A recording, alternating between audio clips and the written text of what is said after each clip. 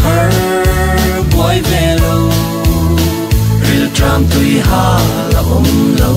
nun na lui Krista kan ta na to ke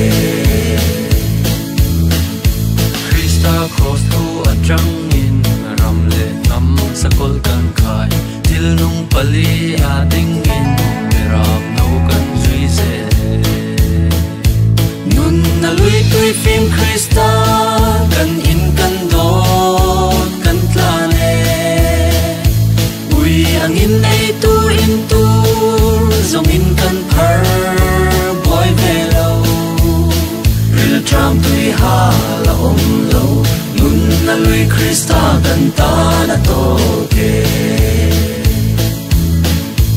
kan tui tlan anung a fin ni lam chua kan ni velo van lam chua kan ni amen athiang him me nun na lui tui phim Krista kan in kan do kan tla le ui angin ei tu in tu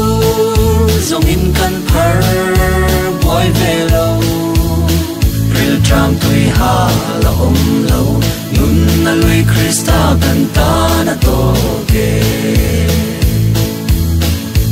kan tui tlan a chat wangin i chi kel rel soi chet na ke ni a mun eng ma re chang to lo nun na lui tui phim Krista kan in kan do kan tla le ui angin ei tu in tu zong in kan phar boy velo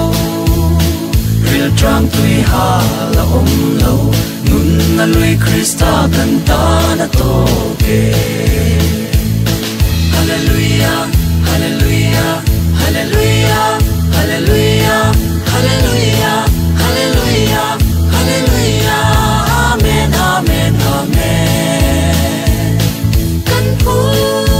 lo kan pu mo lo kan pu mo lo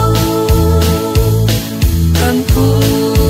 lo kan pu mo lo kan pu mo lo kan pu lo kan pu mo lo kan pu mo lo hallelujah hallelujah